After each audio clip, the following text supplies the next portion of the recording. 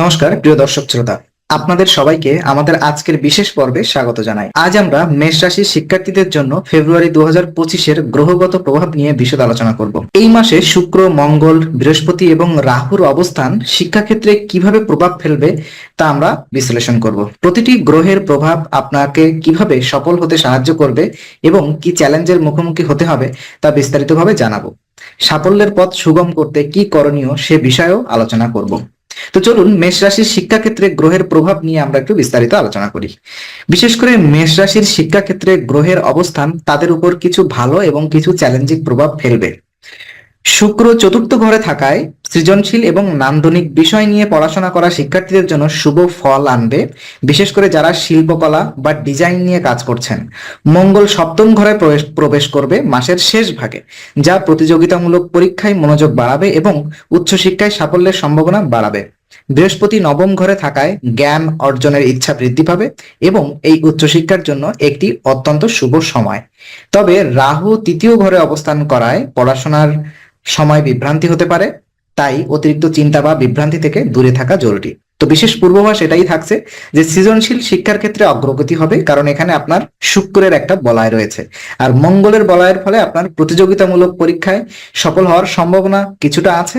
আর বৃহস্পতি আপনাকে উচ্চশিক্ষার জন্য যথেষ্ট শুভ একটা বলয় তৈরি করবে। রাহু আপনার পড়াশোনার সময় কিছুটা বিভ্রান্ত পরিবেশ তৈরি করতে পারে, তবে মঙ্গল আপনার সফল হওয়ার সম্ভাবনা কিছুটা বাড়িয়ে তুলবে। তো বিশেষ পরামর্শ এটাই থাকবে, শুক্রের শক্তি বাড়াতে প্রতি শুক্রবার সাদা মিষ্টি বিতরণ করুন, রাহুর প্রভাব কমাতে কালো তিল দান করুন, পড়াশোনার জন্য একটি নির্দিষ্ট রুটিন অনুসরণ করুন।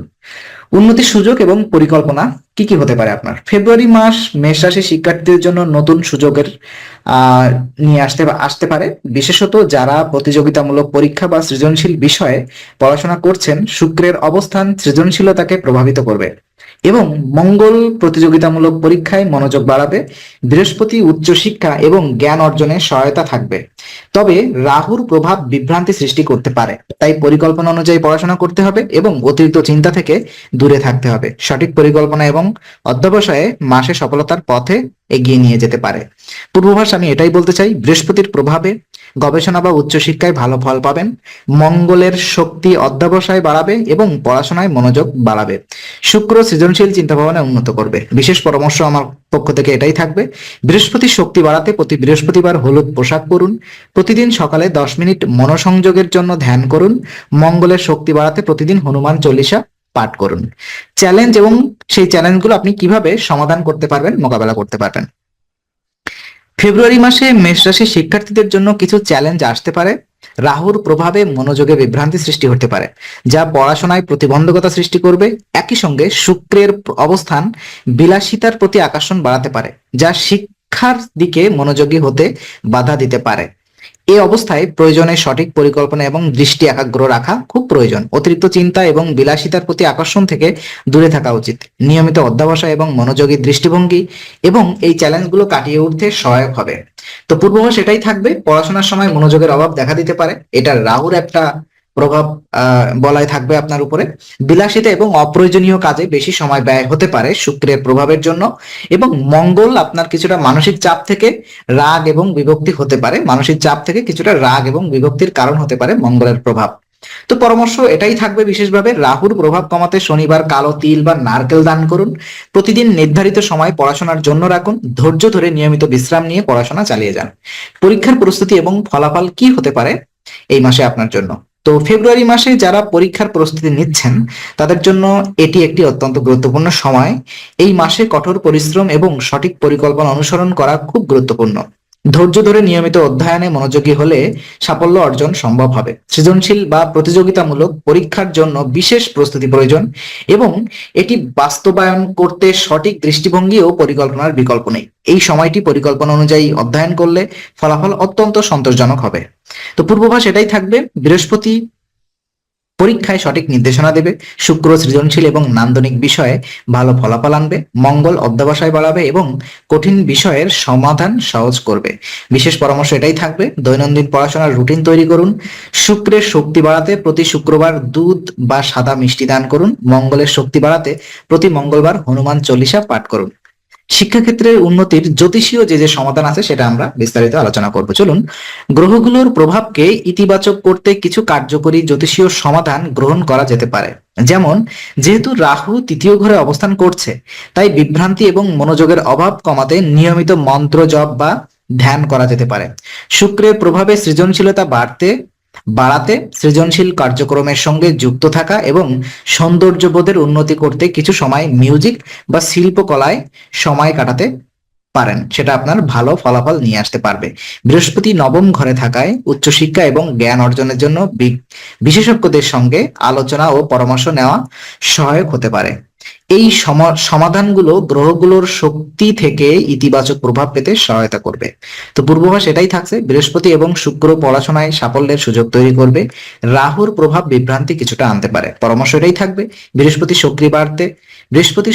শক্তি বাড়াতে প্রতি বৃহস্পতিবার হলুদ চন্দন দিয়ে পূজা করুন।